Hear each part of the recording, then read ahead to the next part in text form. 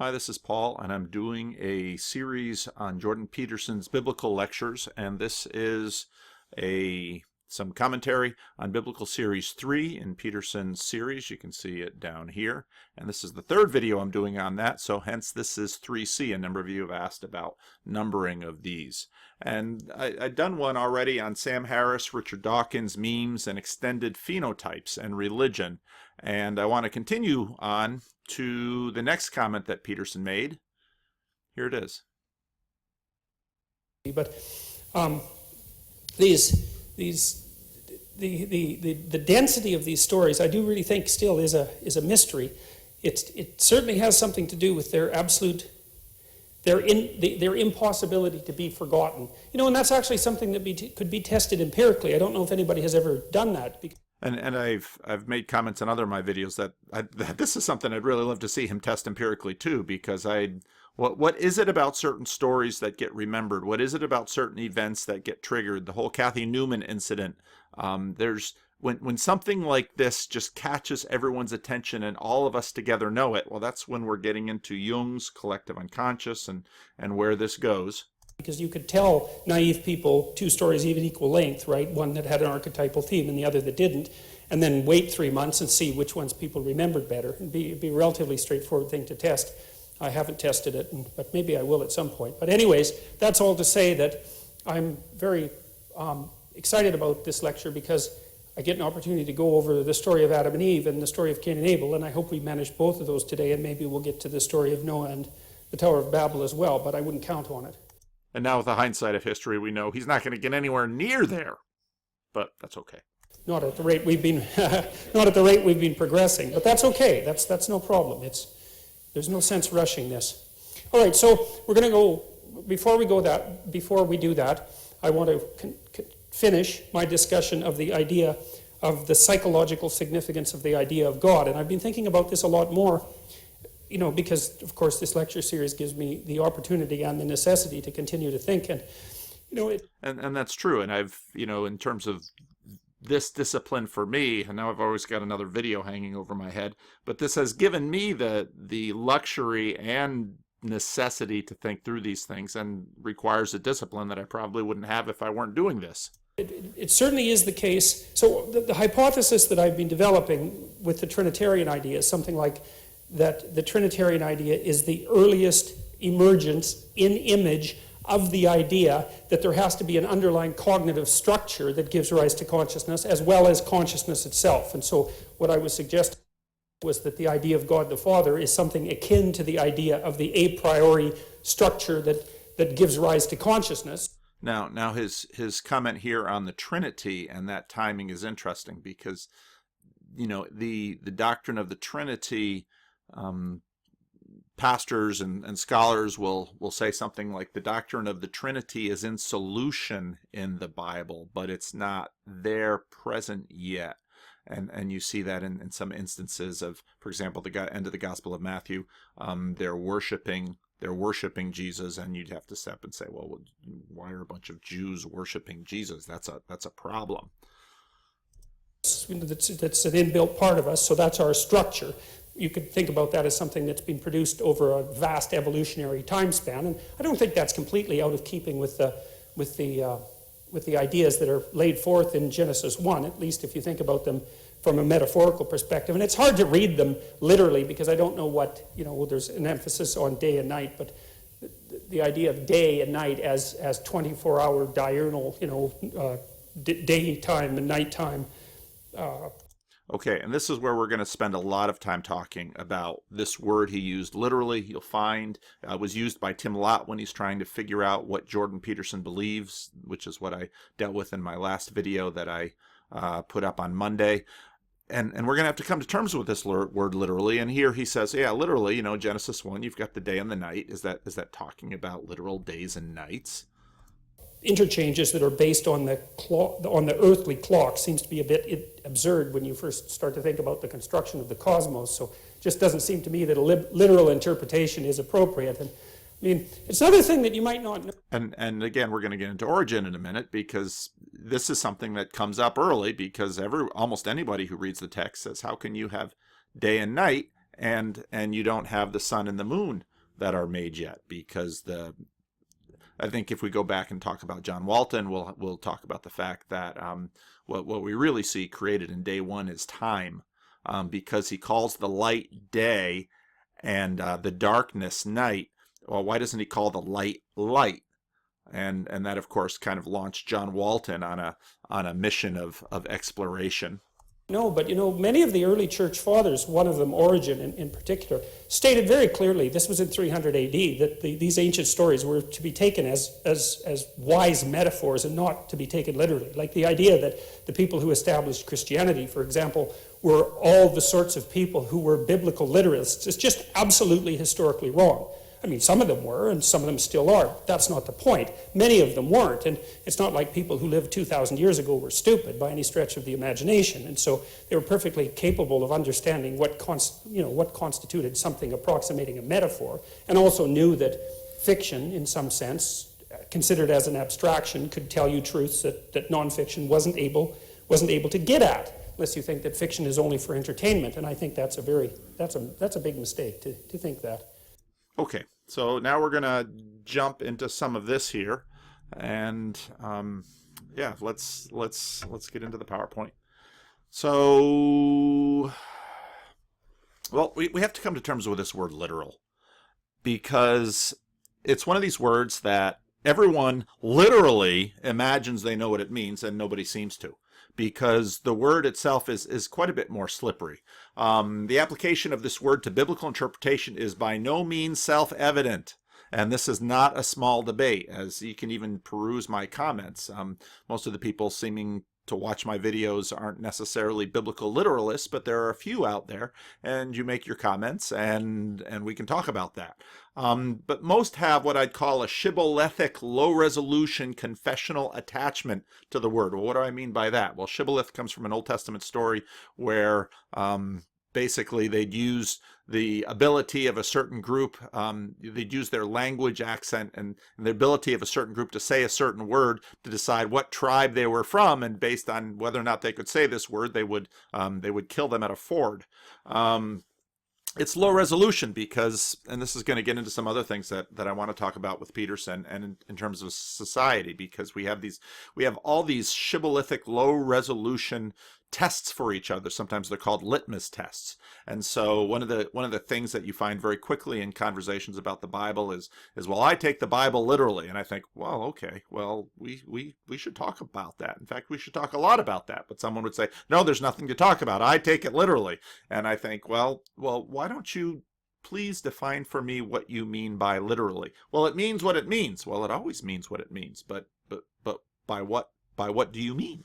And so this word is by no means self-evident, and it gets used all the time. And if you go to YouTube and you just search for Mad TV sketches literally, you'll find a lot of commentary about this, because people use this word all the time, literally, and it doesn't mean what they think it means. So one of the interesting exchanges I saw recently on this was actually between N.T. Wright, who is, if you don't know who he is, he's likely the foremost evangelical scholar of the New Testament. This man writes more books than I think anyone has time to read, and he's an amazing scholar, and he takes on David Bentley Hart, who is a scholar from the Orthodox tradition, who is also a magnificent scholar and who writes an incredible amount. Well, David Bentley Hart has recently published a translation of the New Testament, and Hart has some things to say about his translation. Hart likes to brag that his translation, well, we'll start reading. When a theologian of the stature of David Bentley Hart offers a pithy, literal translation of the New Testament, well, what do you mean by that? That is not shaped by later theological and doctrinal history and aims to make the familiar, strange, novel, and perhaps newly compelling, we are eager to see the results. This is N.T. Wright writing this book review. You say, how does this man have time to write his books, and write book reviews. He promises to bring out the wildly indiscriminate polyphony of the writer's styles and emphasis converging in their vibrant certainty that the history has been invaded by God in Christ in such a way that nothing can stay as it is. Now, both N.T. Wright and David Bentley Hart are wonderful Christian men, and neither of them is denying this, but they're going to have a vigorous conversation about the Bible. And I know some of you think that, Christians are closed, narrow-minded, uneducated people, but what I think is actually the truth is that the context of the church often allows us to have really vigorous conversations in a civil way, in a sense, because two of these people under the authority of the church, well, they've got to watch their language, because there are rules in terms of how this is done, and sometimes Christians don't obey those rules. But so anyway, this is N.T. Wright writing about David Bentley Hart's book. But his two claims to be literal and undogmatic are not borne out, and the promise of displaying the strangeness of early Christian life disappears behind different kinds of strangeness. There is indeed some striking passages we read that Saul had wreaked such a carnage along early believers, but is now marshaling arguments that his men was anointed. His opponents are people whose God is their guts, Philippians 3:19, and so on. But what does literal mean? Greek and English, as Hart knows well, and the same is true of Hebrew and Aramaic, as Greek and English, as Hart knows well, do not work the same way, pretending that they do produces not literal translation, but the kind of thing you get in an interlinear version. And if you pull up Bible software or find an interlinear copy of the New Testament, you'll see things like that. As with the one making me well, that one told me, John 5:11, or going and washing I saw, John 9:11, Hart frequently translates hutos and ekinos as this one and that one, and having received the morsel, and so on and so forth. So basically what for our purposes here, what N.T. Wright is pointing out is that, literal is not an easy matter. And even when you've got two, wonderful theologians and scholars debating what literal is, well, they can't agree, or even how a literal translation of the Bible might be had. Now, one of the things that jumps into our conversation right away when we talk about this is, well, fundamentalists want a literal reading of the book of Genesis. And right away you would say, okay, well, what do you mean by this? But stalking this is the debate in the United States that had the major episode of the Scopes trial in Dayton, Tennessee. And now what is stalking this is this impression, and I think it's well founded, that what happened in the 18th, 19th, and 20th century was a progression of sorts. And this is nicely illustrated in this newspaper illustration that was produced at the time of the Scopes trial, that this is the descent of the modernists, Christianity, but then first they attack the Bible, and then we attack the Imago Dei, that were made in the image of God, and then they attack miracles, and then the virgin birth. And then there is no deity, and then there is no atonement, and then there is no resurrection. And notice the position of the resurrection in here. And then you have agnosticism, and then you have atheism. And this is seen as a descent, a progression of sorts, or a corruption of, and again, you'll notice the light that is up here and the darkness down here, and this fella here looks amazingly like, I don't know, Sigmund Freud. And so this is the assumption, and this is the narrative from the fundamentalist modernist view. Now there's so much interesting. We could talk a lot about even just this one image and the progression and how it's seen, but this is the assumption that when you say, I take the Bible literally, in a sense you try to invoke all of this, and then the assumption is that politically you're going to lobby your legislature to prevent the teaching of creation in school, which at least for most of you, when you listen to this, you say, well, isn't that what the Scopes trial was about? Now, in my previous videos, I got into the fact that what happened after the Protestant Reformation is that the Bible European civilization loses confidence in the ability of the Bible to present truth to the world. And so in order to stop the carnage, part of the project of the Europeans was to figure out what common basis of truth can we have that will heal and transcend religious sectarians. And so the main places to look were known, obviously, from antiquity: rationalism, which is in a sense in the cloud, or empiricism, which is the stuff of earth. And if you go all the way to Plato and Aristotle, you'll see that we've been working this polarity for a very long time.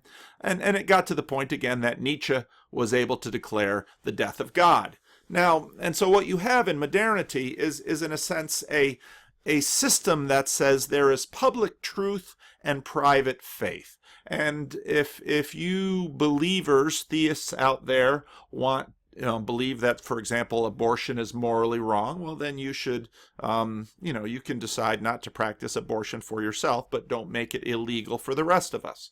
Or to flip it on, so that tends to be the way that this got worked out. And so, well, you can have the private beliefs that you have and keep them, but publicly will only allow what can be ordained by science, and that is assumed to be some mixture of rationality and empiricism.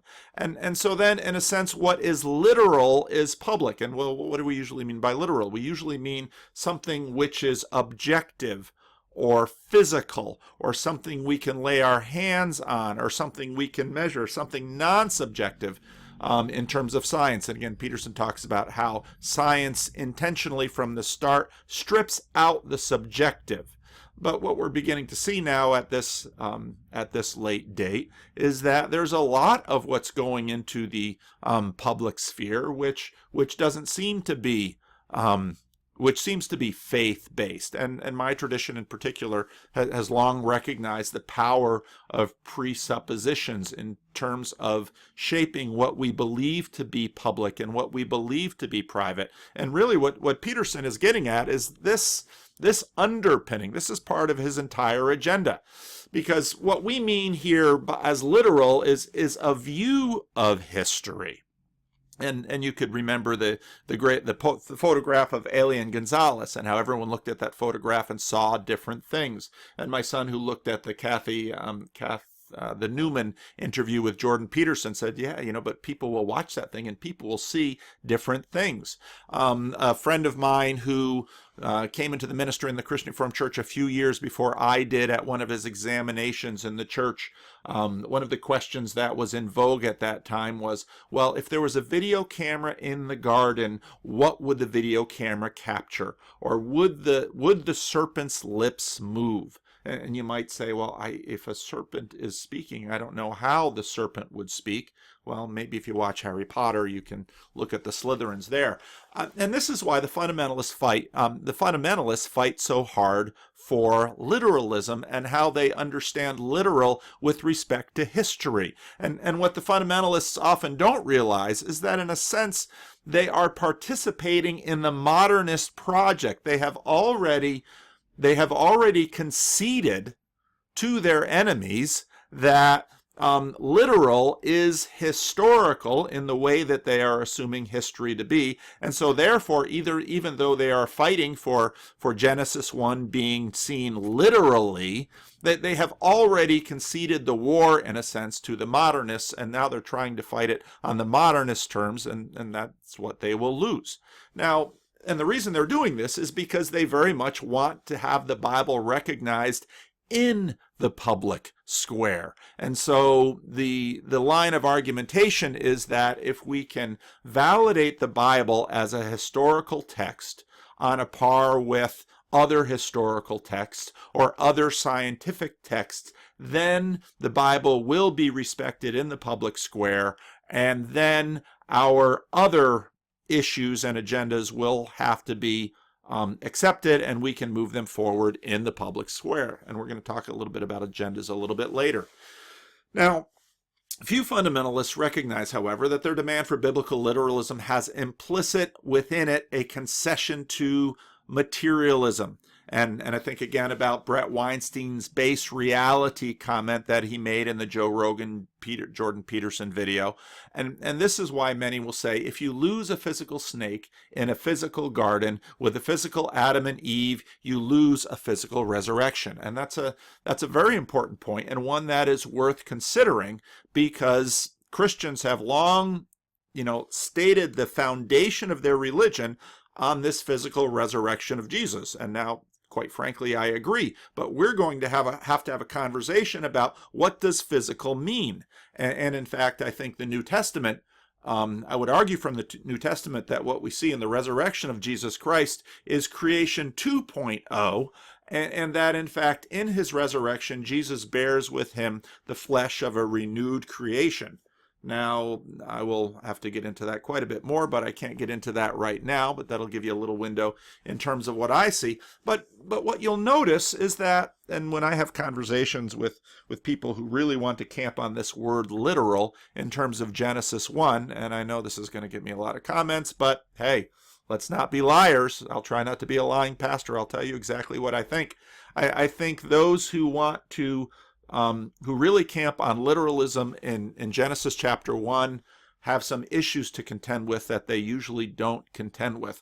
My dear mother-in-law, God rest her soul, I was in the Christian Reformed Church, and she was a fundamentalist Baptist, and so the Christian Reformed Church has a reputation of kind of being in this middle ground. We're not fundamentalists, but we're not modernists, and this is because of our own rather unique migration from Europe and some of the history of the Christian Reformed Church. So she and I were having a conversation once about Genesis 1 and 2, and I was challenging some of her, I take the Bible literally, and I told her, well, bring me your Bible. We're not going to have the NIV. We'll have the King James, and we'll have this conversation about the King James. So I opened up the King James to Genesis 1 and 2, and I noticed that in pencil she had corrected some of the statements in the Bible. And I said, now, Mom, you read the book of Revelation. You're not supposed to do this. You're not supposed to re-edit your Bible.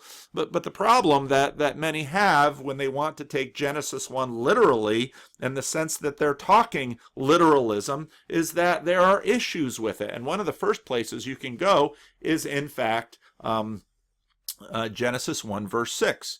And I'll read the Authorized Version, 1901. And God said, let there be a firmament in the midst of the waters, and let it divide the waters from the waters. And now that is in many ways a very literal translation, because at that point, the style of translation had tended to be, here's a Hebrew word, here's an English word that we're going to try to approximate it and figure out what this is. Well, part of the problem that they had with that translation is that the Hebrew word means something that seems very weird if you know Hebrew. It's something about smashing, and it was used of often metal bowls, and so then actually ancient translators, and this goes all the way back to the Latin translation of the Hebrew text into the Latin, and one of the things that they used in Latin was the translation of the Septuagint word in Greek, which, and we're going to get into that. And so then we have this word firmament, but this tends to slide by us in English because no one knows what a firmament is. So then when newer translations, let's say the RSV still has the firmament. The RSV was from the middle of the century, kind of that's when the main line was kind of at its height. The Revised Standard Version translated the Authorized Version, but then the NIV came along, which actually my denomination and some of the professors that I had, John Steck, for example, had a hand, because they felt the need for a newer translation of the Bible that could be understood. Well, right away you've got an issue. Well, what are you going to translate firmament into, because nobody in English knows what that is? And so then they have expanse. And now, okay, and actually modern people kind of like that word expanse. It's not necessarily alien to the Hebrew word, but what it allows for modern people is to say, well, if I look up in the sky, I see an expanse, and what this takes away is the material element of it. And actually, if you go a little further and you look at even the theological workbook of the Old Testament, which is often a wonderful resource in terms of looking at Hebrew words, you will find the theological filters there to try to protect nice English readers of the Bible from their Bible. And they basically talk about the Septuagint. Pre-Christian Egypt confusion was introduced into biblical cosmology when the Septuagint, perhaps under the influence of Alexandrian theories of stone vault of heaven, rendered rakia by sterenoma, suggesting some firm, solid structure. This Greek concept was then reflected by the Latin firmamentum, hence the KJV firmament. And then it goes into the, what everyone knew of the backstory of that passage.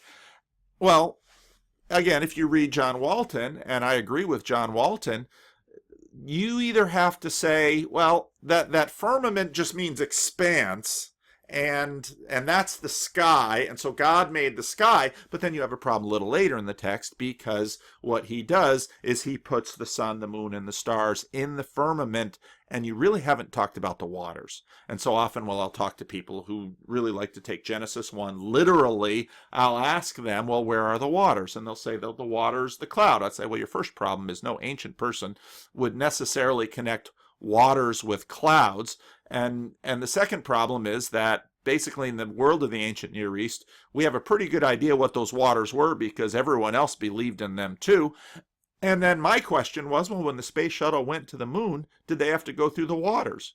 Well, you might conceive of that there is a water belt around the entire cosmos, and okay, if that's the way you want to go, I'm not a physicist, I can't argue with it. I think physicists are probably going to have a hard time finding that water belt outside of all the galaxies because it is so far away. But it seems the other way, the way that John Walton is dealing with this text, is a far better way of dealing with it. And then you have the problem of, well, how are you going to cover this up throughout the whole Bible? Because, yeah, you might be really scrupulous about Genesis 1 because you're paying a lot of attention to that. But you're going to find this cosmology throughout the Bible, and especially the Old Testament. It comes up again and again in the writings. For example, Psalm 148:4. Now, if you look at again, for example, the American Standard Version or the Authorized Standard Version 1901, and this is why I have a love-hate relationship with this word literal, because the word is helpful in terms of talking about how the ASV translated the Bible, because they would take one Hebrew word and try to associate it with one English word and do that consistently. And that can be really helpful if you don't know Hebrew or Greek and you're trying to do a word study. But what it does reveal is the kind of issues that N.T. Wright is talking about. And it does reveal some tricks that certain more contemporary translations are making in order to try to protect people from their own Bible. So, for example, in the ASV 1901, praise him, ye heavens of heavens, and ye waters that are above the heavens. And the Hebrew word is just for heavens. Now, here's the Geneva Bible, and it's basically the same thing. It's a fairly literalistic translation. But now and the Tanakh, the Jewish translation, does a similar thing. Now, the RSV will maintain that. Praise you, highest heavens, and you waters above the heavens. But take a look at the NIV 1984. Praise, which is a translation I use all the time. My church uses it, and it's a translation I love, but every translation has its issue. Praise him, you highest heavens, and you waters above the skies. Well, why not heavens? Well, basically, within the cosmology of the Hebrews, I went and checked the Hebrew, and the word is repeated. Often in Hebrew poetry, there'll be repetition, but there'll be repetition of meaning. They won't necessarily repeat the words. But here the NIV 84 decided to do it skies. Well, why? Well, that way you keep people from being a little too literal with their Bible and say, where are these waters above the heavens? And what are those waters doing up there? And were those the floodgates? Is that the waters that when God opens the floodgates in the firmament, the world flooded? Yeah, that is it. And that's what your literal Bible says. Now, how does that literal Bible connect with the rest of the conversation that we have and the representations we have from science? And I talked about this in a previous video. And again, I mentioned that some people I know have decided to basically say, okay, I'm going to adopt a flat earth. Okay, that's going to have other issues involved with it. But at least they're trying to be consistent with their literalism, and I can appreciate that, instead of just kind of fudging it and being able to maintain the answers. Because where this goes is, again, this representation that I put in a previous video, and I again talked about representations, and I might do a whole video on that issue because that's a big issue for a lot of people who are going to look at this. But again, if you're going to really be careful about this, you've got to scour your Bible pretty completely, because literal translations reflect this idea. And one of my favorite passages of this is Exodus 24:10. And in Exodus 24:10, God invites Moses and Aaron and Nadab and Abihu and 70 elders up. Well, what does he mean up? And in a sense, they go up to heaven. Well, why would I say that? And he saw the Lord God of Israel. Well, where would they see him? Well, he's in his temple. Well, where is his temple? His temple is up here. And you say, well, why do you connect that up here? I thought he went up Sinai, up some mountain. But let's understand how the Bible is communicating and how this representation is functioning within the story. And the key question to this is,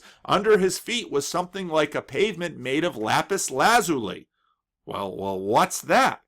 Well, it's a blue stone. Now, you might look up a, I forget what podcast it was. It was one of my favorite podcasts a while ago. I can't think of it. But notice how little color there is in the Bible. And there's a lot of commentary, a lot of suspicion about ancients and color and all of that. But lapis lazuli, well, this is lapis lazuli. This is blue.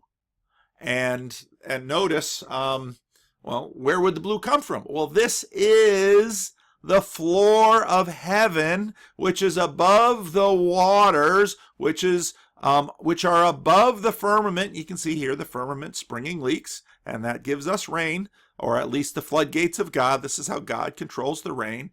And,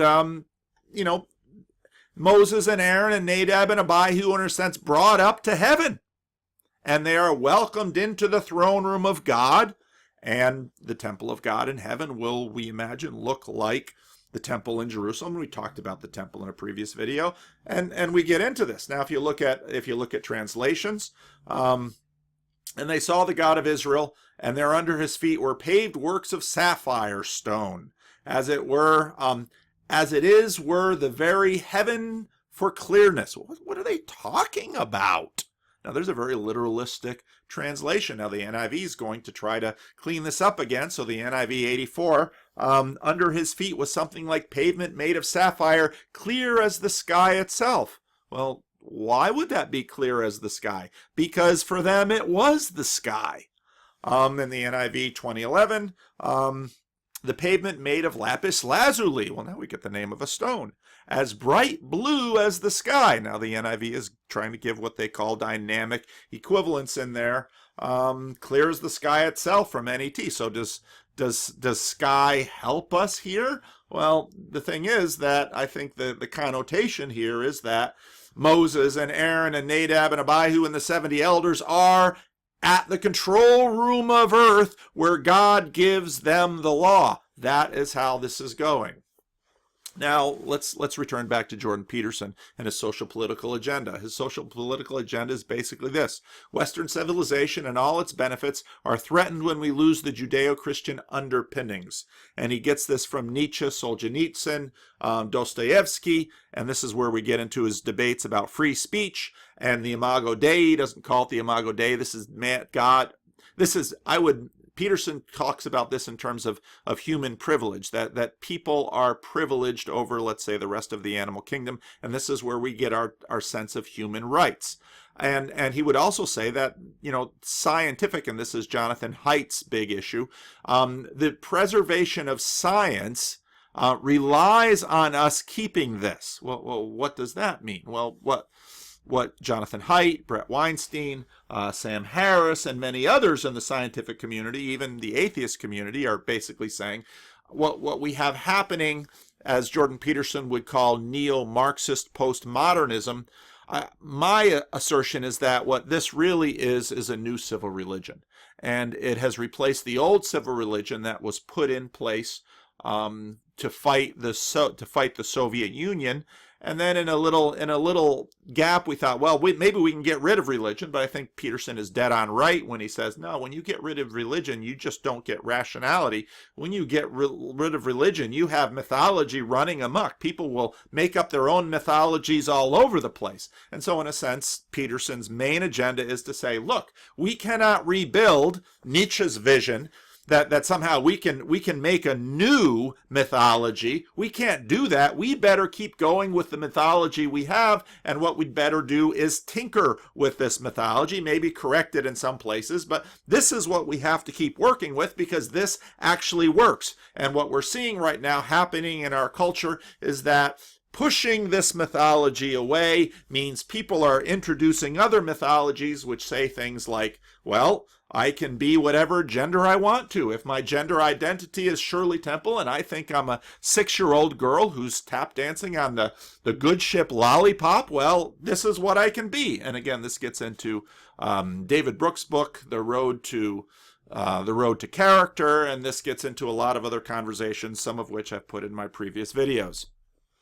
So, well, what does that mean? And so then Jordan Peterson goes back and says the Bible is something that should be in the public realm. But again, this is now kind of the opposite. This is the kind of a bizarro twist on the fundamentalists, because the fundamentalists, in a sense, appropriate unwittingly the philosophical assumptions of positivism and say, well, the Bible is historical in the way that we believe history works, therefore it should be in the public realm. Peterson's coming from Darwin and saying, no, that's all wrong. But the Bible needs to be in the public realm.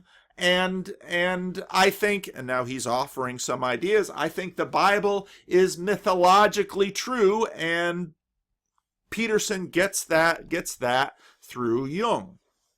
So, but now we have the Bible and the church, and Peterson wants to mention Origen. The church's handling of the Bible has not always been literal, and Peterson is exactly right on that. If we could, and the assumption here in the biblical series is that if we can have a non-literal, understood within the fundamentalist modernist fight interpretation, then we can have evolution and the authority of the Bible too. And there are, in fact, a number of denominations that do not deny evolution and embrace the authority of the Bible. Again, if you look at a scholar like Alvin Plantinga, he's quite far on the conservative end in terms of his doctrinal stances. He would believe in the virgin birth, the creation of the world. He doesn't deny evolution. He sometimes plays with some ideas around that, but there are many, many Christians who say, yes, there is evolution, and you can have debates about that. And yes, I believe in the authority of the Bible. And so, BioLogos, again, is one of the websites that is working that field. But again, what do we mean by literal, and why are we afraid of literalism? Well, if you want to know why we're afraid of literalism, I would think that a lot of fans of this conversation, well, maybe you don't know it, there's a radio show in England called Unbelievable by Justin Brierley. He's been doing this thing for years. It's a podcast, and here's an episode that I heard a few years ago, which was really interesting, between Richard Dawkins between Richard Dawkins, Hebrew rabbi, and an evangelical Christian. And what's interesting, Justin Brierley does a terrific job with these things. And but what's interesting is, because at this point I think I caught attention to this because Richard Dawkins was making a public case in England for not withdrawing Bible reading from the public curriculum in England. Now, the church-state relationship in England is different from the church-state relationship in the United States. But as you can hear in this podcast, Richard Dawkins actually loves the Bible. And in fact, you'll find some interesting things in this podcast about Richard Dawkins and the people he's talking to. And so then you have to ask the question, well, what is Richard Dawkins afraid of? So let's take a listen. And he's put these on YouTube too. Well, as Channel 5 screens 10 hours of the Bible in a mini-series this December, I have 3 guests joining me to debate the rights and wrongs of the stories in the Old Testament. As we ask today, what do we do with the Old Testament? What about things like the story of the destruction of Sodom and Gomorrah? Or God asking Abraham to sacrifice his son Isaac? Can we make sense of them for today, or are they Bronze Age myths that we should be happy to consign? And again, these are all the standard questions I get, and all the standard questions a lot of people are dealing with. To history, to the bin of history. Well, those 3 guests joining me today are Professor Richard Dawkins, well-known biologist, and of course a leading voice in atheism. His best-selling book, The God Delusion, included a chapter on whether we can draw morality from the Bible, so we'll be asking him about that.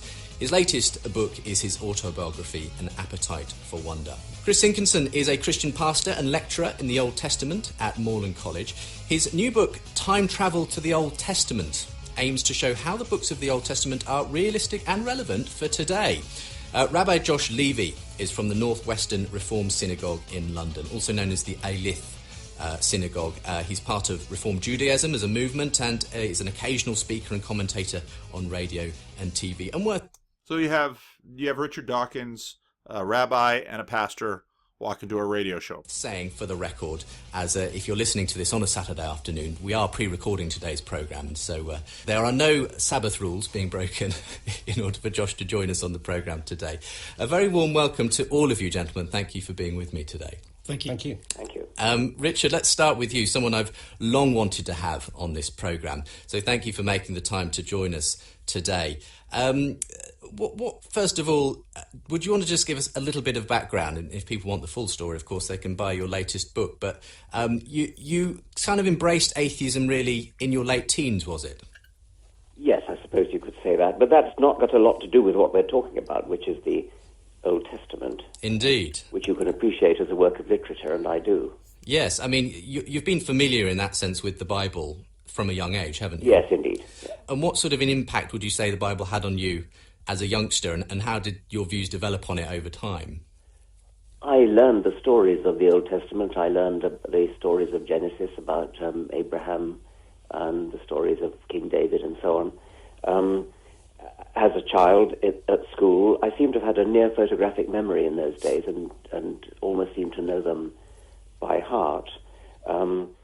This gets into Peterson's idea about stories and memory. Well, maybe he had a near photographic memory, which he very well may have, but these stories are memorable. I suppose the sort of Christian attitude in which I was brought up was that the Old Testament God wasn't as nice as the New Testament God, and so we were kind of slightly warned off the Old Testament in a way. But I love the books as literature in the King James translation. I of course can't read the Hebrew, and I have no time for modern translations, which seem to me to lose the poetry. So you.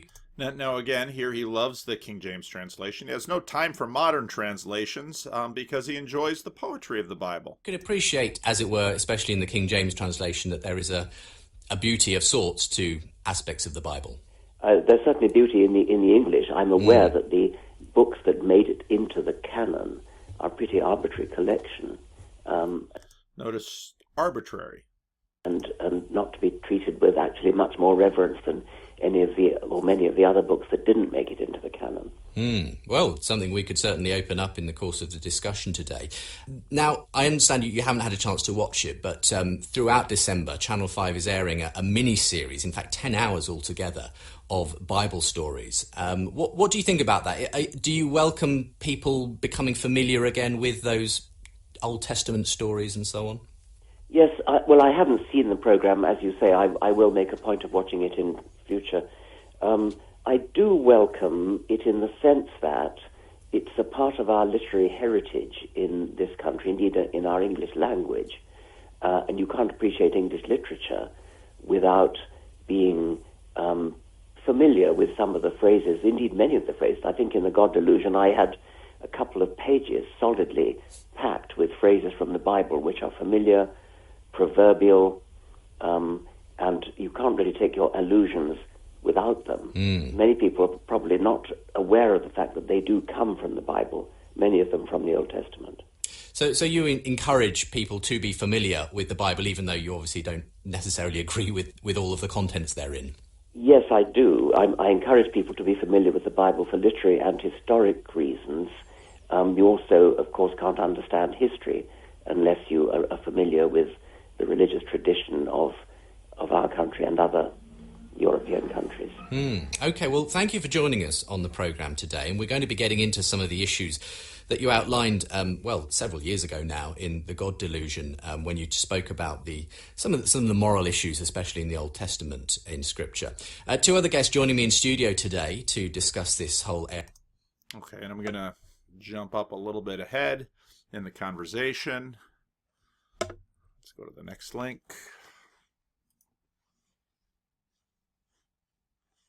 Known as Alith. Coming back to you then, Richard, how do you take the Old Testament? Do you believe that it is essentially mainly fictional sort of literature? I'd be surprised if very much of it was factual. The early parts of it, the Pentateuch is clearly the Jewish foundational myth. It includes the creation myths and the sort of myths of the origin of the Jewish people. I understand from archaeological friends there's almost no factual content in it. There certainly isn't any factual content in the scientific parts, in the bits about creation of the world and the universe and so on.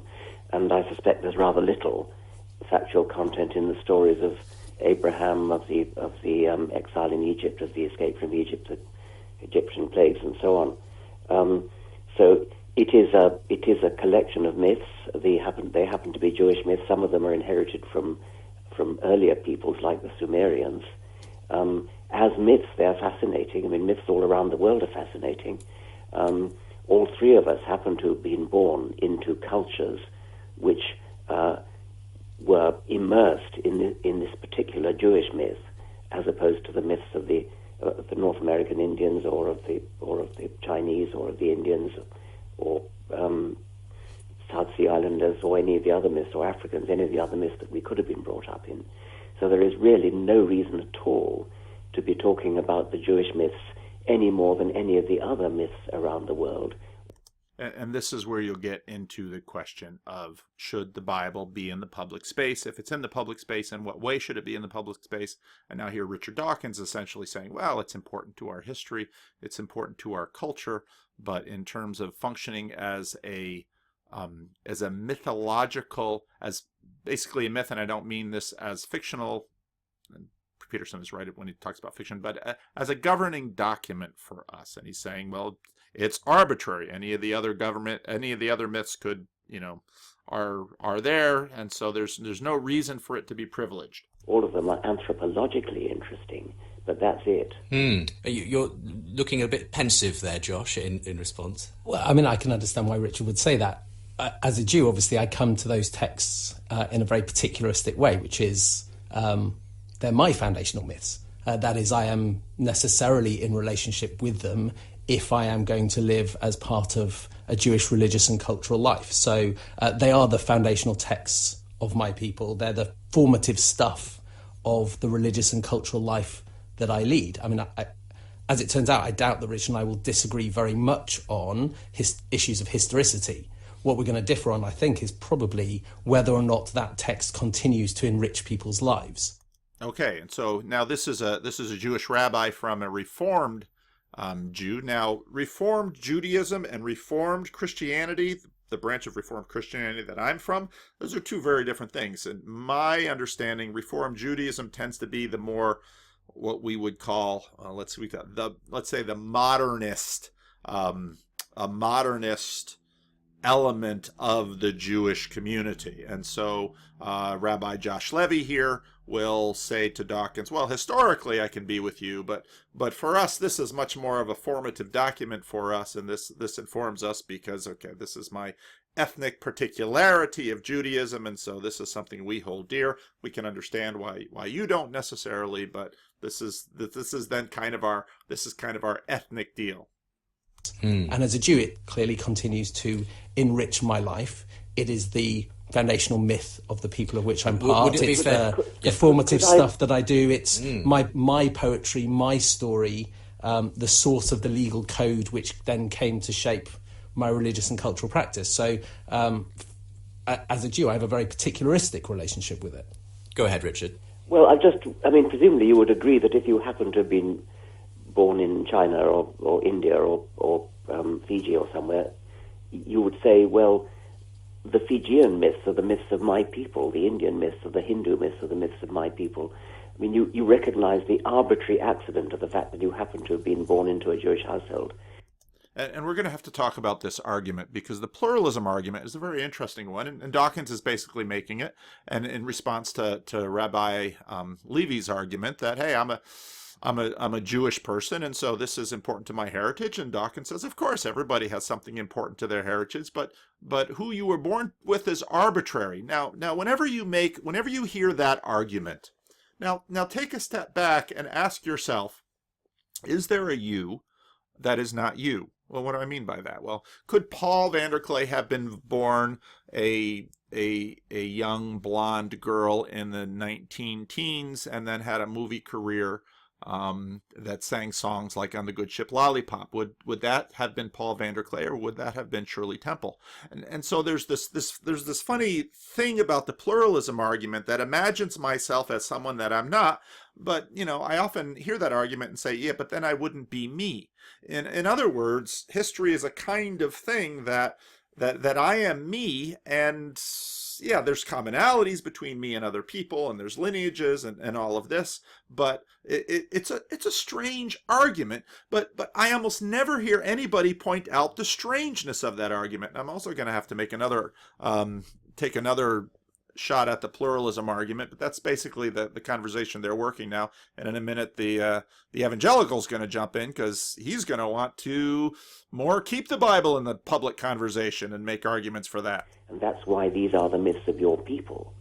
Right. I mean, I think our own personal religious and cultural identities are, inevitably arbitrary to some extent, but it is mine, and that's for me to live as a Jewish life engaged with my cultural traditions involves being in relationship with that text. I'd be interested, Chris, but a couple of things that Richard pointed out as he started there. Now, Chris is the evangelical. He doesn't believe there's any historical basis, really, to most of the Old Testament. Is that something you disagree with yourself? I would disagree with that. I think, though, just to clarify, there's a couple of words that we've been using so far that I do think need some unpacking. One is the word literal, and what do we mean by literal interpretation? And the other is the word myth, which is very easy to use, but I think there's a much more complicated debate around what we mean by myth. And in fact, to be honest with you, in terms of popular debate, I think the word myth has been so stripped of any clear meaning that it's almost a useless word, which would have been much to the annoyance of someone like Tolkien, who spent so much time discussing mythology and the meaning of myth. So just to take these two words very, very quickly. First of all, if I could go with the word literal first, then what do we mean by interpreting the book literally? Literal does not mean simply interpreting something for its face value meaning. The sun rises and the sun sets. This is language we clearly know. It's a conventional way of speaking about the relationship of the sun to the earth as we view it from our viewing platform. Likewise, with the Old Testament, we could talk about how there is a perspective on history and the world, and that's reflected in the way the stories are told.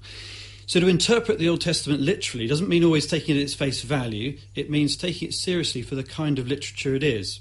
And myth, I don't think, is a particularly helpful word here. I mean, theologians use the word saga sometimes to describe the Old Testament. And I think that might be more helpful, because when we think about the history of the Old Testament, I'm sure Richard would agree that there's a historical kernel to the Old Testament story. I'm sure he wouldn't doubt that there's a historical story unfolding, but it's to what extent is that wrapped up in figures of speech and forms of writing and perhaps later traditions that have been incorporated into the story. That's what we need to disentangle. But that there's a core of history, I'm absolutely... And you feel that is confirmed by archaeology and so on when you look into some of these core aspects of the Old Testament's history?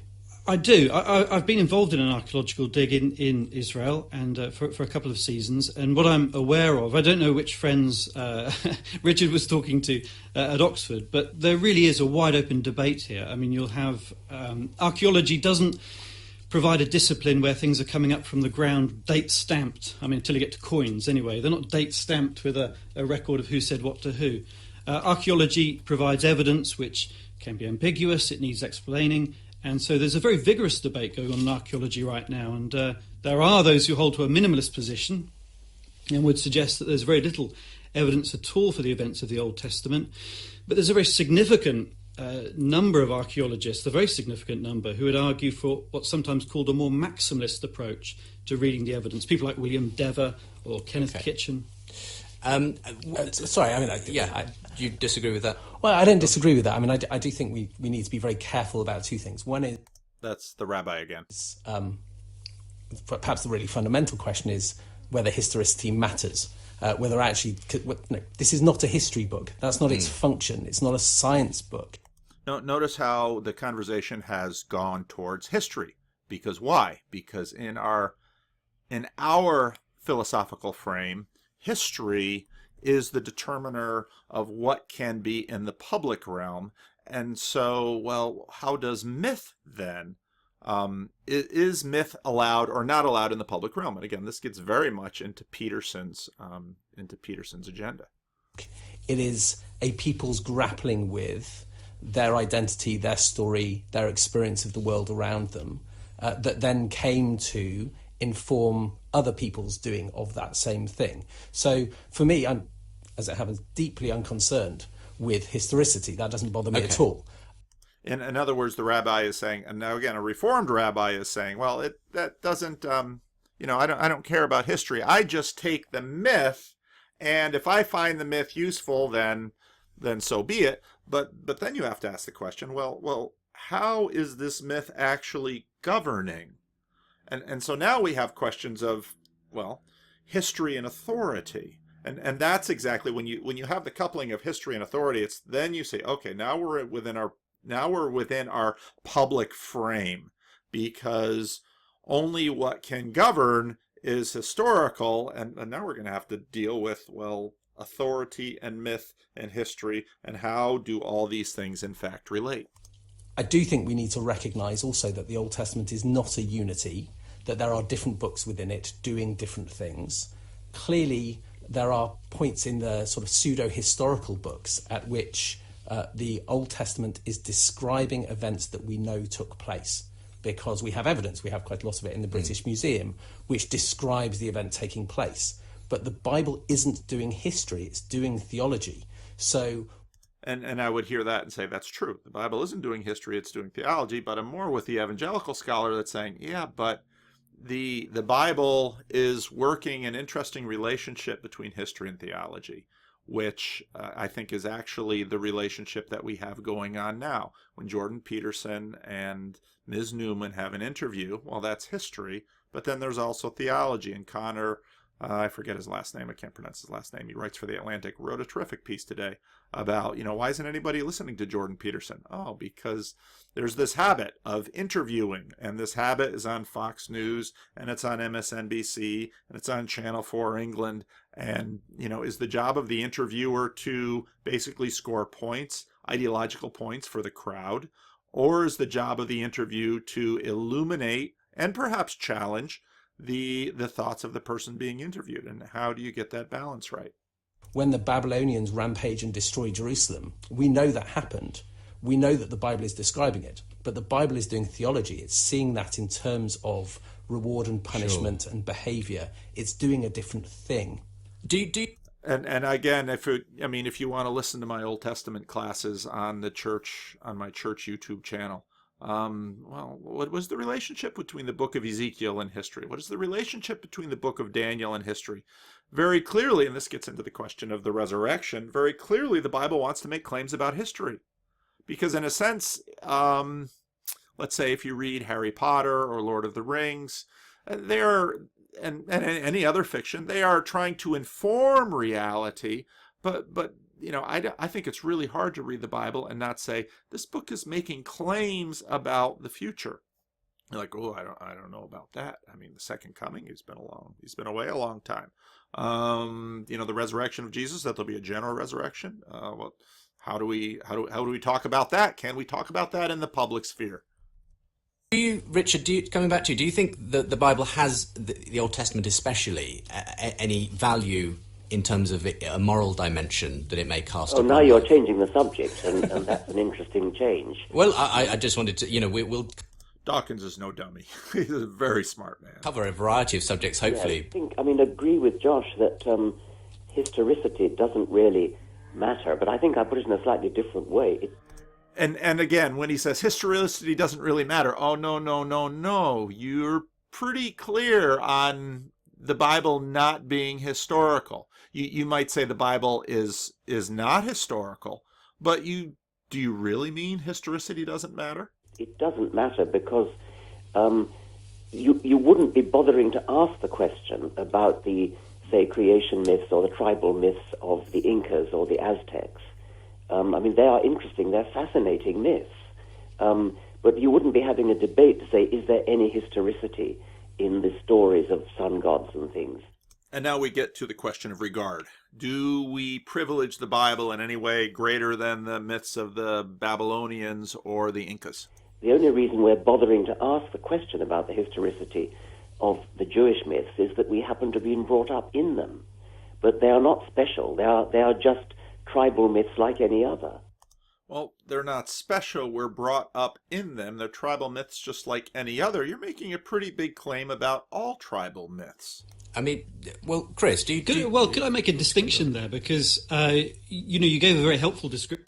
This is the evangelical again. Right at the beginning of the power and influence of the Old Testament narratives on Western culture. And I'd go even further than that and say that even history writing itself can find its roots in the Old Testament, in the way the Old Testament was written. Not that it's history, accept Josh's point that it's not history as in a modern history textbook, it's not science as a modern science textbook. But in terms of a history, it formulates a way of describing events which have a certain linearity and a certain meaning, which is reflected in the historical traditions, which will, we also look to the Greeks and Herodotus, but in terms of the modern world, our development of history and our understanding of history reflects a view which we find in the Old Testament, which I don't think we find in the Chronicles of Babylon. I don't think we find them in the Inca myths. That's for sure. So and again, this is a critically important point. So Dawkins wants to concede, we were brought up in these. Okay. We were brought up in these, and these have formed us, and these have shaped us, and in fact, our entire conception of history, and again, getting back into the Peterson conversation, our entire conception of science and our ability to do science is also shaped by these things. In other words, we are not just, if I was born in 1920, a blonde-haired, blue-eyed girl with musical talents, I would be Paul Vanderklay. No, I'd be Shirley Temple. My gender identity is not Shirley Temple. My identity is Paul Vanderklay and not Shirley Temple. And so it matters the way history runs. And again, this idea is part of this mythology, part of this book, part of this history. And the reason this has been incorporated into the way we think and the assumptions that we have is because of this book. And this again gets back to Jordan Peterson's main argument that, you can't just make up a fairy tale and replace it. Tolkien gave us a pretty compelling mythology, and a mythology that I love and live within, but even Tolkien, you're not going to replace how the Bible functions in our world. You would, in a sense, then say it's not just sort of equal weighting between different myths around the world. There's something quite unique about the Old Testament. Okay, Richard? I just don't see that. I notice you're quite happy about using the word myth for the Inca myths and the Aztec myths.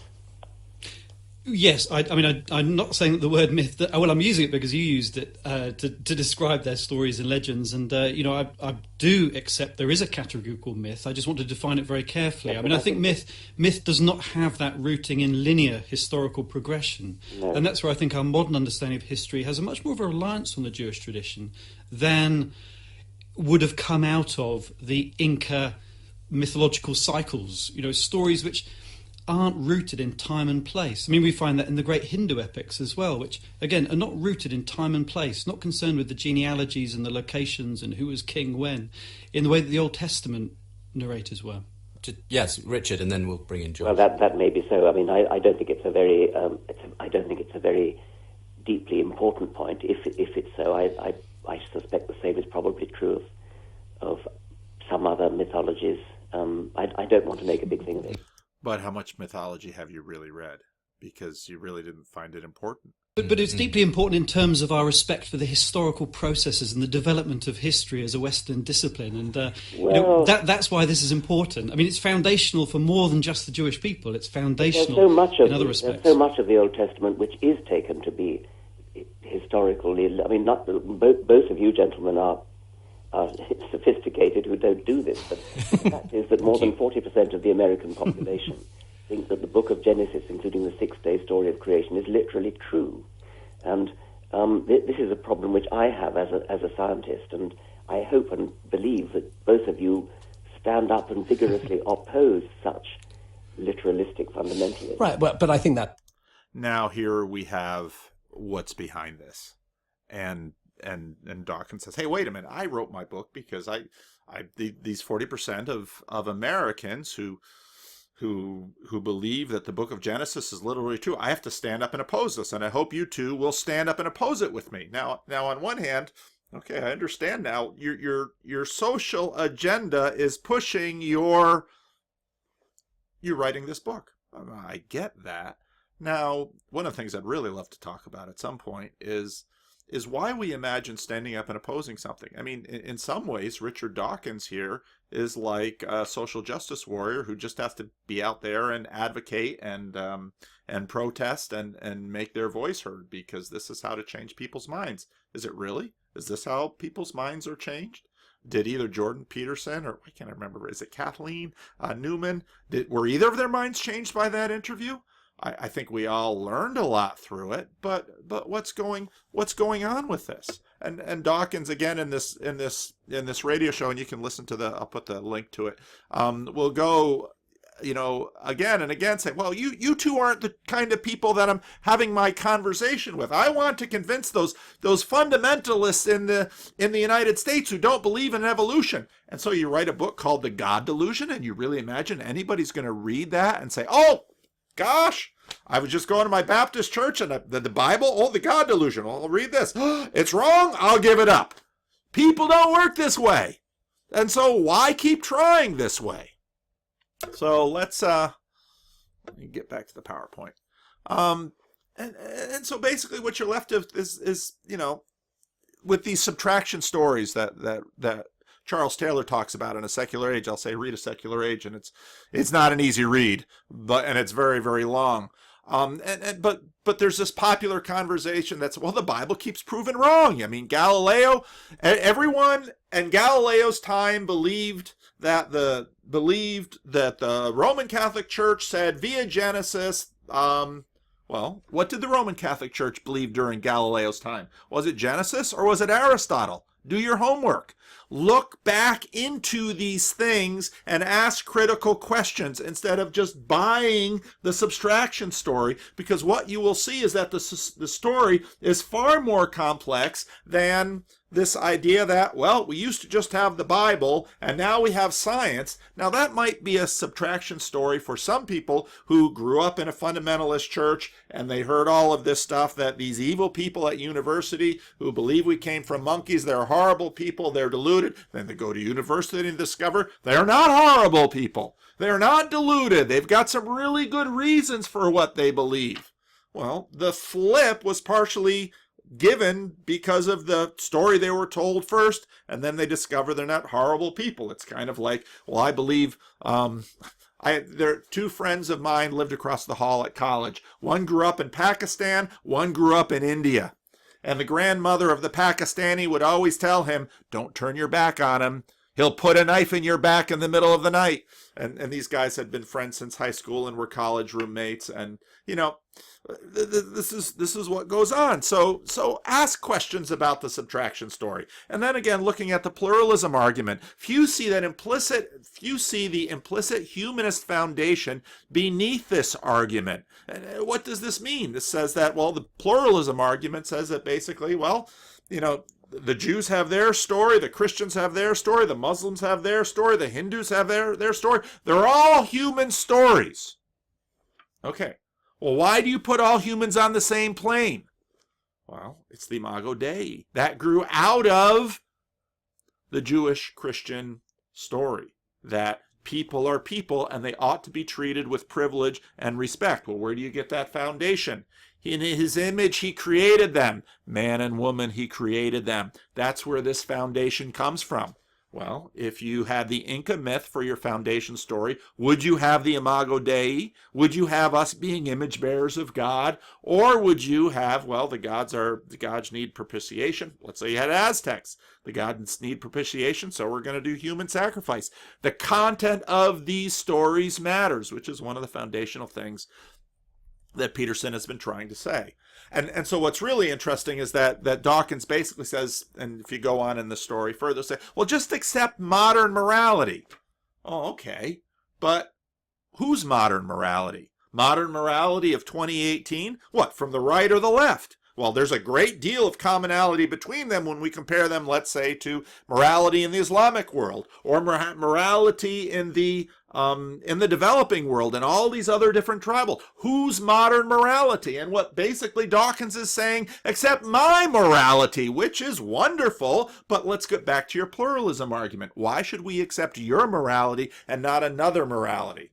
Well, where does morality come from? And we're back into the conversation that we started. Now, one of the things that has really appreciated me from Peterson, I've learned so much from this man on all kinds of different levels. And one of the things that he says is that, we don't see things, we don't just see books. I've always got this book here, you know why I do. We see tools. I see this microphone in front of me. This is a tool. I notice this. I get out of my car in the parking lot. I'm coming to work and I've got something on my mind.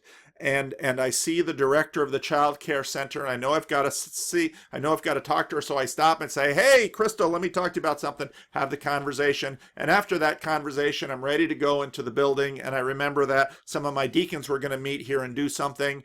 And that's when I see one of the car from my deacons, and I think, now, wait a minute, my eyes passed right over her car to see the director of the center. Why didn't I see her car? Why didn't I see her car? Because in my mind, I was thinking about how I needed to talk to that person. And so what you want impacts what you see. We don't just see the world flat, full of images, and see it objectively. What we want shapes what we see. Again, I've told this story before. I have a friend who's legally blind. And he tells me, he says, basically, I see out of this little hole, and that's what I see.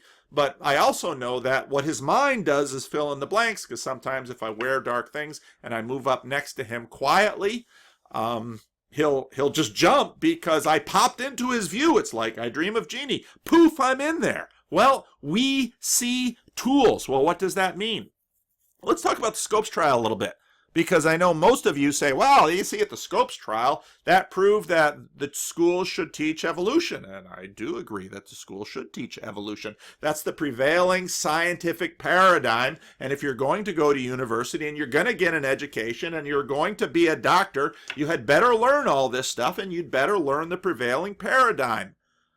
But what was the Scopes trial about? Well, you probably have a very low resolution view of it. Or you could watch Inherit the Wind. That'll give you another low resolution view of it. Or you can read a little history and do a little study and learn that William Jennings Bryan, who took the, who basically was the against evolution side of the trial, was a Christian and a populist. Now you say, well, was he like Donald Trump? Well, he ran for president 3 times. He never won. Was that who he was? Well, what did he fear? Well, he feared social Darwinism. Well, what is that? Well, if you read much literature before World War II, at the turn of the century, a lot of us, when you read that literature, will say, oh, that sounds racist. Abraham Kuyper is a important theologian and became the prime minister of the Netherlands. He's important for my subculture. If you read the Stone lectures, I remember the first time I read them, I thought, boy, a lot of this stuff sounds racist. Well, why does it sound racist? Well, it sounds racist because these ideas that, well, okay, so we descended, or we evolved from animals, and you say, well, Africans are there by gorillas, and they're darker, and so, well, Africans are less evolved humans than, let's say, blonde-haired Aryans. Well, gosh, where's that idea going? Well, it's going someplace really bad. And so William Jennings Bryan and many Christians saw this as being connected with evolution. And so part of the reason he wanted to fight this was that, racism was being scientifically promoted, and he saw it as a threat to the imago Dei, that somehow, white, blonde, little little Aryan boys and girls were somehow more evolved and deserve. Well, when was Brave New World written? Those ideas were all around us. So what was William Jennings Bryan trying to do? He was, in fact, the egalitarian in the debate. Well, that might twist your social justice noodle a little bit on both ends of it. These things change in history. Others feared for the preservation of science against religion. Well, that's Dawkins' fear. And in fact, this comes out in look back at the cartoons of the age. Do a little history. No wonder the monkeys are worried. Thousands of children employed in factories. Woman shoots man in a fit of jealousy. Motorist drives into crowd of children. What, were they Islamic terrorists? No, William Jennings Bryan is saying we'd better be careful with this stuff. And so one monkey says to the other, I say, Genevieve, in this evolution case, are they trying to class men with monkeys or monkeys with men? And, some of my friends who love animals will say to me, I don't have a problem with animals. I hate the way humans treat each other.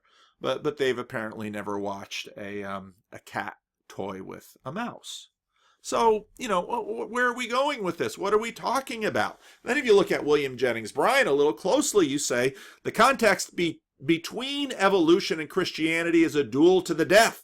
William Jennings Bryan proclaimed in the 1925 Scopes trial. For many Americans, Bryan is remembered for his defense of fundamentalist Christianity in the face of modern science. There's the subtraction story, the low resolution image. But turn up the resolution and take a look at what was going on in this trial. And this isn't public record. This isn't hard to find.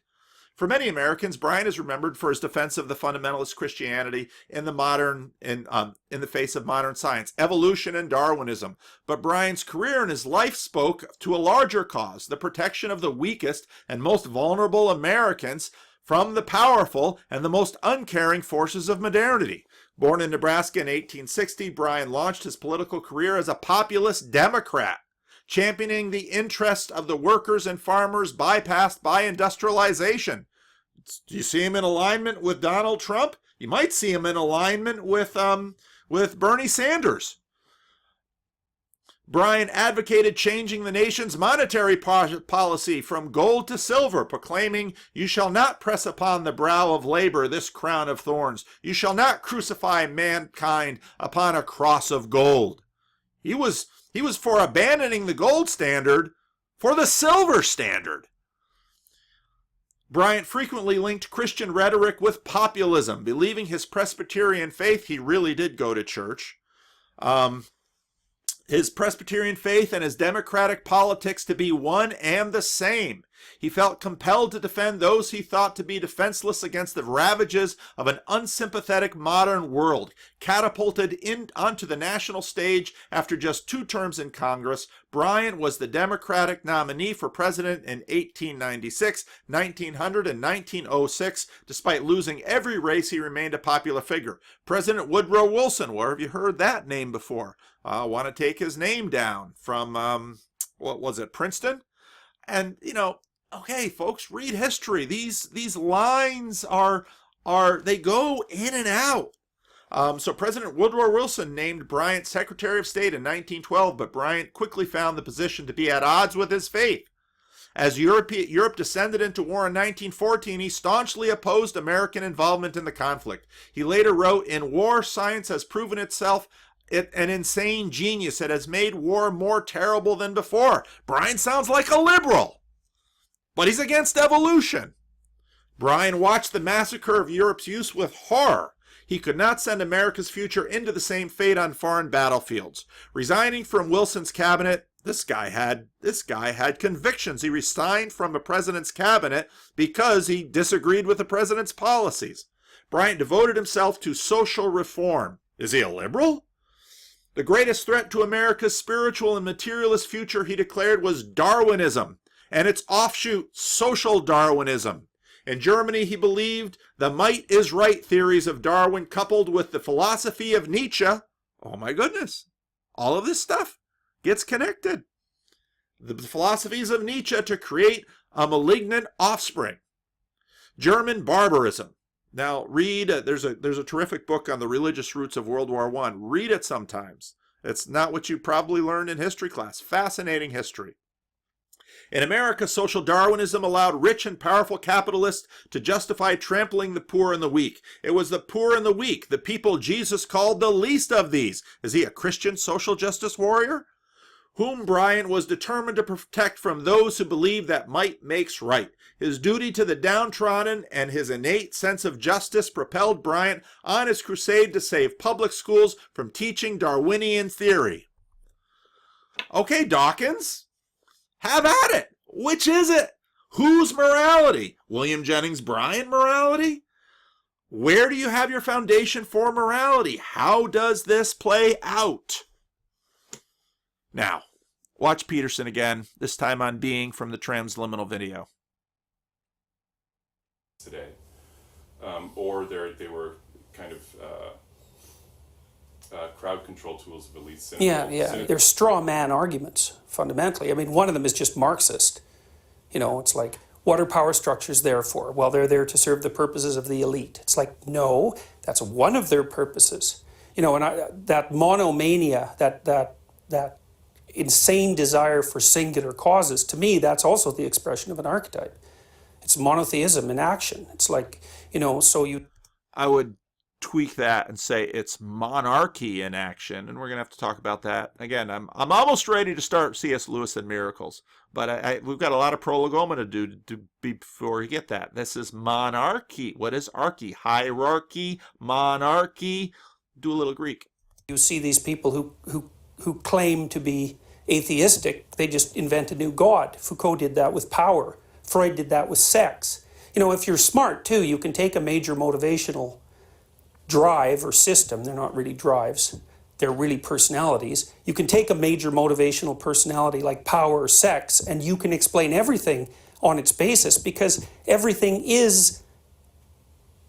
human action is motivated by the major motivational system, some admixture of them. And then if you're smart enough, you can always figure out a way that some complex phenomena is related causally to some simpler motivation.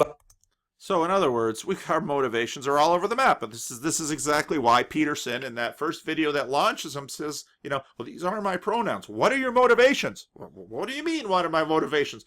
Peterson is a smart guy. He's saying, hey, baby, we all got motivations. William Jennings Bryan wanted to get rid of Darwinism because it saw it hurting people. Dawkins wants to get rid of the Bible in a certain way because it sees it threatening science. We've all got motivations, and what we tend to see is, well, we tend to see the defining, the presenting issue in front of us, and then we say, well, that's the motivation. And Peterson is dead on right here. He says, hey, there's lots of motivations going on, baby. But it's intellectual masturbation, as far as I'm concerned. It's not the attempt to explain something. It's the attempt to reduce everything to one simple principle that you can be master of. Now, you know, was religion for crowd control? Well, he's referring again to the Marxist assumption that religion is the opiate of the masses. It's just that's an empty theory. Well, so this is what, a multi-generational conspiracy. That's what it is. It's a conspiracy that stretches as far back into the past as we can imagine, right back to where people were tribal, and maybe farther back than that. So in other words, he's basically saying to Marx, yeah, you think religion is just merely can be reduced to the opiate of the people? That's a nice trick, that it doesn't hold water. And again, if you watch Jonathan Haidt's video on the rationalist delusion, he makes exactly the same point. You can't apply Occam's razor to people like this. People are way too complex. Their motivations are way too multiple. That there's a lot more going on here. Don't just dismiss things. I mean, that's not an explanation.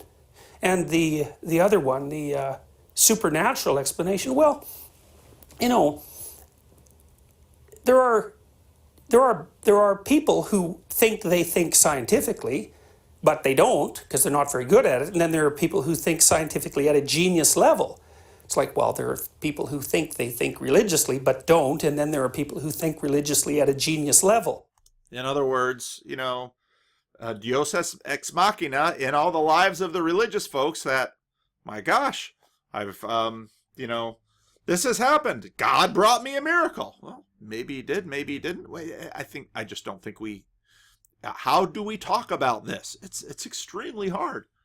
And you can't assume that you can use the same motivational explanation at every single level of analysis.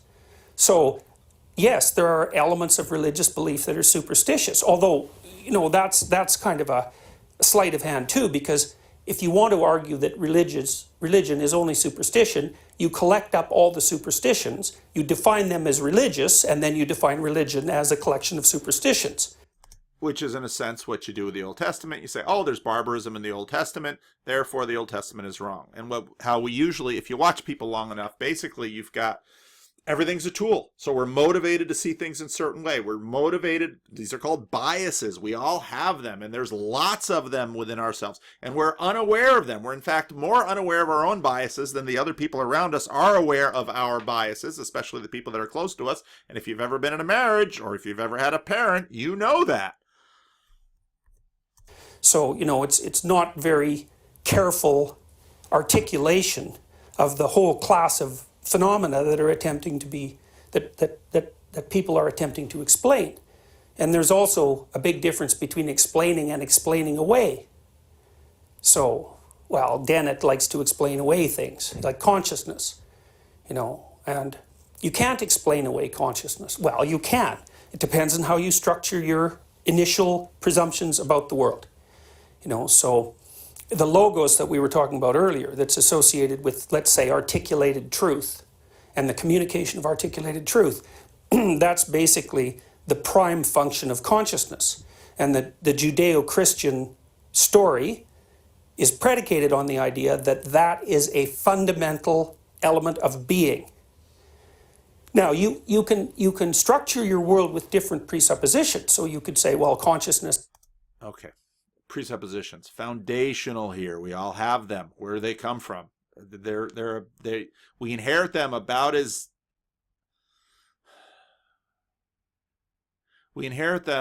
naturally as we inherit an identity as Paul Vanderklay or Shirley Temple or Jordan Peterson. They're part and parcel of what we inherit. That doesn't make it arbitrary. This is an epiphenomena of the material world.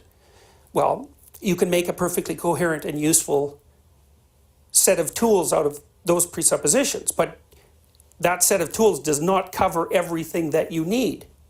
And it's no more viable as an explanation than the explanation that, no, consciousness is somehow fundamental to being. And of course, being is different than material reality. Now, for a long time, in listening to Peterson, I had to wrestle with, well, what do you mean by being? And so I've made progress in that. What do you mean by being? Well, he's about to tell us what he means by being. So, and these things aren't grappled with properly by positivistic scientists who have no real training in philosophy and who know nothing at all about religion. You know, their religion, the Christianity that Dawkins criticizes, is the Christianity that a smart 13-year-old boy objects to. So it's like, well, you know, how can you reconcile Genesis with evolutionary history? It's like, well, no, that's really not the problem. So, It's a straw man argument. Hello, ugly. You better sit. Sit. Lay down. Lay I'm glad Levine included this in the video. It's fun. down. One of the things that I've learned about argumentation is that if you're trying to distinguish between the validity of two different worldviews, you want to make the strongest possible case for both worldviews. You're not trying to be right. You're trying to figure something out. And this, again, I know some Christians pipe in the comments and say, well, you should be, well, hey, I'm still in the, I want to understand Peterson's worldview. I want to engage with it. I need to understand it as deeply as I can. I've got differences with him. I'll get into those differences. I've mentioned a few of them already. But, you know, if you want to engage you want to engage anyone, fairness says do the best job you can to understand them first. And the easiest way to be right is to make your opponent into an idiot. So, there's no doubt that empirical science has kicked the slats out of the way people think about religion. Because it wasn't easy for people to understand that there could be different systems of thought might have different purposes. You have to be a philosopher of thought to think about that even. And I don't think that became obvious at all until after Nietzsche. Not all belief systems serve the same masters, so to speak. Not all belief systems serve the same master. Think about that in terms of presuppositions. And so you can't assume that every system of thought is doing the same thing. And then you can't assume also that there's only one way to formulate your basic assumptions about the nature of reality. I mean, Heidegger, I didn't discover the relationship between the system of thought that I derived, say, from Nietzsche and Jung and some other people that I read, and Heidegger until much after I had written Maps of Meaning. But Heidegger's study of being is predicated on the idea that being is the fundamental reality, and that is not objective reality. So what is being? Well, he's going to tell us. It has, for Peterson, it has three constituent elements. Not material reality, it's lived experience. It's something like that. Lived experience is real. Okay, that's a presupposition. So you start with that presupposition, then you ask yourself, well, what are the basic elements of lived reality? And then what happens there, or at least what seems to have happened, is that Heidegger identified the same basic elements of lived reality that I identified in Maps of Meaning. And one was the social world, the world that's constructed by humans, which I think is basically an elaborated dominance hierarchy. And it's permanent. So this is where the issue about what constitutes reality becomes very critical. Dominance hierarchies are 300 million years old. They're older than trees. So if you think that's what one definition of what's real is what's persistent across time, then it's almost impossible to find anything more real about life than a dominance hierarchy. So about life is critical there because, again, the being is real in terms of the Heidegger approach. What's your point about lobsters, I think? Absolutely. It's the same bloody circuitry, serotonergic circuitry. I mean, there's another circuit that lobsters use that we don't have that's based on octamine. I think that's the right word. But a lot of the way that lobsters maneuver within dominance hierarchies is the way we maneuver within dominance hierarchies. And if you're an evolutionary thinker, you can't just push that away. And dominance hierarchies are, although you can think about them as a social construct, they're also a natural phenomena, right? So the dominance hierarchy is actually a major part of the environment to which we have adapted. Okay, so there's the dominance hierarchy, that's, we'll say, the social world for the sake of argument. There's the natural world, and there's the experiencing subject. Well, those are Heidegger's categories of being as well. And in some sense, what religious thinking seems to do is to continually posit those three things as interacting causally at the base of being. So, mark that. And that's not material reality. there's a lot of things about being that we can't attribute simply to material reality. We may eventually be able to do that, but by that time, our notion of what constitutes material will be much different. Okay, so we can't deal with subjectivity within the confines of our materialist theories. And that's partly because those theories are predicated on the elimination of subjectivity as an a priori move, right? The whole point of objective science is to remove subjectivity. Okay, so then it gets removed and, well, you're surprised about it. It's like, well, no, you can't be surprised about it. You removed it right at the beginning. Now, that works for certain purposes. It works very well. But it has consequences, and some of those consequences, as far as I'm concerned, are serious enough to produce two forms of social and mental illness. And one of those would be the succumbing to the temptations of authoritarianism, and the other would be succumbing to the temptations of nihilism, because they're logical consequences of the definition of subjective as non-real.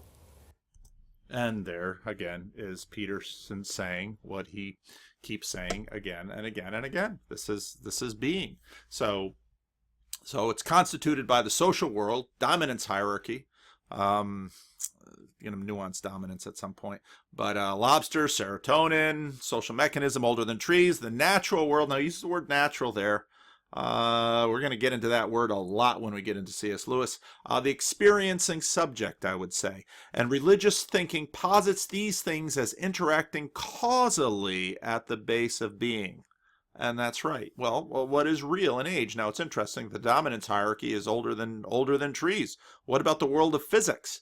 Well, that's 16 billion years old. Well, what's before then? Well, now we're into mythology. Which world is most real to us? Remember, in some ways, these things are all tools. And then Kant, can we actually engage directly with the physical world apart from being? And this is where I get into the conversations I've had about, just try doing science in the story sphere. Once human beings get a hold of, let's say, the physical world, we change it. And again, we're going to get into this a lot when we get into Lewis. Now, Origen, this is where I started, and I got to keep my head on the time because I gotta go someplace. Back to Origen. If you can't understand Origen without understanding the Gnostics, without understanding Platonism, and in a sense without understanding pluralism. Origen's interpretation, well, he had a non-literal interpretation. Well, why was that? Well, who was Origen? Well, if there's a real fun book, 131 Christians Everyone Should Know, written by the current editor of Christianity Today, and wrote a fun chapter on Origen. The first paragraph, a quote from Origen: "We who by our prayers destroy all demons." Well, right away, he's not a modernist. "We who by our prayers destroy all demons which stir up wars, violate oaths, and disturb the peace, are of more help to the emperors than those who seem to be doing the fighting." Oh my goodness, who is this guy? What does he mean? Well, Origen is much closer to principalities and powers. He's by no means a materialist. Is he doing allegorical interpretation? You bet he is. Augustine's going to do it too. This 3rd century religious fanatic gave up his job, slept on the floor, ate no meat, drank no wine, fasted twice a week, wore no shoes, and reportedly castrated himself for the faith. He was the most prolific scholar of his age, with hundreds of works to his credit, a first-rate Christian philosopher, and a profound student of the Bible. He also became a heretic. And Origen worked for 20 years on his Hexpla, a massive work of Old Testament analysis written to answer Jewish and Gnostic critics of Christianity. An examination of biblical texts that had 6 parallel columns, one in Hebrew and the other 5 in various Greek translations, including one he found at Jericho in a jar. It became an important step in the development of the Christian canon and scriptural translation, but unfortunately it was destroyed. So massive it was that scholars doubt anyone ever copied it entirely. and then it gets into some of what Origen got into. But now one of the things he did in terms of his biblical interpretation, the first Bible scholar analyzed the scriptures on 3 levels: the literal, the moral, and the allegorical. Why? As he put it, for just as man consists of body, soul, and spirit, so in the same way does the scripture. And Origen, in fact, preferred the allegorical not only because it allowed for a more spiritual interpretation, but many passages he found impossible to read literally. Now what man of intelligence will believe that the first and second and third day existed without the sun, moon, and the stars? In any event, Origen's method of interpretation became the standard in the Middle Ages. There you have it. Switch back to PowerPoint. So I quote the beginning of it. And if you really want to locate Origen, I've been lately going through a great courses series. I enjoy a lot of these. Philosophy and Religion of the West. Philip Carey teaches, I think, at Eastern College. And he's walking through the kind of where religion and philosophy meet in terms of the Judeo-Christian tradition, and it's well worth listening to. But now back to Peterson. It's clearly foundational for the producing Western civilization in terms of credibility, and so this is why Peterson is working through the Bible audibly, and he's exploring the claim: can this old book continue to be foundational for our civilization? And if so, on what terms? And he's got his own interesting scientific concordism. Now, concordism since the 19th century has been a popular thing, usually by creationists. And so there's been all kinds of theories that tries to say, take science over here and take the Bible over there and see if we can fit them together. And in interesting ways, Peterson is doing a similar thing. Snakes gave human beings vision, self-awareness, color vision, pattern recognition. Jungian dream manifesting in mythology. And people will say, well, why is Peterson important? Well, Peterson is important because he is, in some ways, he's doing what fundamentalists do. We want to bring the Bible back into public life. But he's doing it through science, and he's doing it through Jung. This is a fascinating development. Now, applying the Bible. Now, remember, Peterson is a pragmatist. In other words, the truest manifestation of what you believe is in your action. And one of these days, I'm going to come back to the liar thing, and I'm going to come back to his church attendance, because we're going to have to talk about worship. Because worship, which is what happens in church, and prayer seem to be the craziest thing you can do in this era, because what does worship change anything? Well, what does Origen say? Well, to the emperor, he should be happy Christians are praying, because the principalities and powers, the demons, well, if Christians battle against the demons, and a lot of folks will hear this today and say, oh man, Pentecostals, fundamentalists, lions and tigers and bears. Well, yeah, Peretti, this present darkness, yeah, this world is very strange, but what are we talking about? So then many will say, let's just be done with it and live in the material. And we can't just do that either. And because Peterson's got a point with his sliding into tyranny or sliding into nihilism. So Peterson wants to say the Bible offers wisdom, but to what degree does the Bible have authority? Because that really is the issues we're dealing with under the surface. And then what of the church? Again, this quote, which a lot of people of you picked up on, I got it through Andy Crouch from Os Guinness. Without individuals, nothing changes. Without institutions, none of those changes last. And another video I'm thinking of, maybe a shorter one, is we have to talk about Jordan Peterson and institutions. Now, he's battling against institutions in kind of his Don Quixote way, and he's getting results, but all of these ideas Peterson is doing, if these don't get instantiated, right now he's got the makings of a movement. At some point you're going to have to talk institutions if you want to continually engage these issues. I think Jung is right. People don't have ideas, ideas have people. This connects up into principalities and powers. And, I'll talk about that in some of my church work. But, this is where all this stuff goes. And so biblical interpretation is a connective process. We saw Origen do it, and Origen was trying to deal with Greek philosophy and then the Bible, and he was a Christian, and he studied philosophy in order to try and put it together. And so his allegorical, moral, and historical interpretations, and that's not unlike, again, what became the dominant means of interpreting the Bible in the Middle Ages. Why did that stop after the Middle Ages? Again, we went through that story. It's the Reformation. We're looking for a common ground that can transcend church sectarianism, and so then we look outside of the Bible. But now we're back in the Bible. We're trying to bridge these cultural worlds, the social world, social hierarchy, which is better than dominance hierarchy because it includes competence and authority. Thank you, Jordan Peterson. You taught me that. Physical world. I like to use physics because that's the world that physics governs. It isn't just matter. Well, you can say matter and energy are related, E equals mc squared, so on and so forth. Social world, the physical world, and subjective experience. And Peterson says religious thinking posits these things as interacting causally at the base of being. So then my question is, are there more than three? Well, why were Jung's friends embarrassed by his talk about spirits? And why was Freud so unnerved by Jung's stories of the report from the bookshelf, and the broken knife in the cabinet, and the broken table, and I make reference to these in one of my past videos. Can non-physical things dictate the actions in the physical realm? And C.S. Lewis will basically say non-physical things dictate the actions in the physical realms all the time. Why? Because what moved my brain to pick up this book?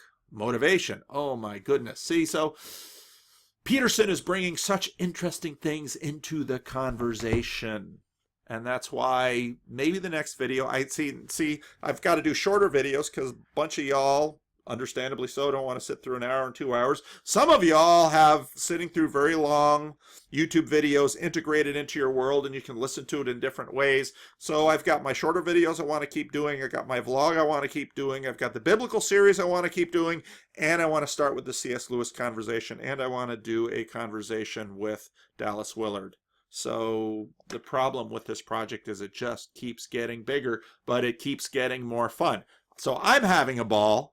I hope you're enjoying this. Obviously, I probably hear more from the people who are appreciating it, from the people who aren't, because quite reasonably, you just click off and you go to someplace else.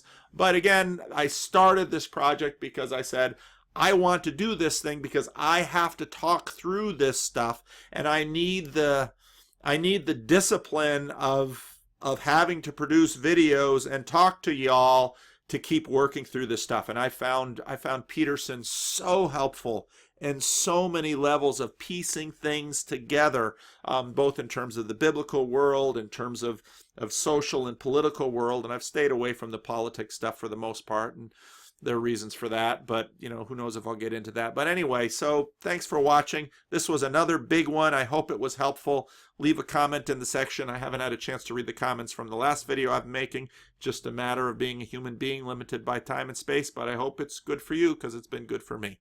So thanks for watching.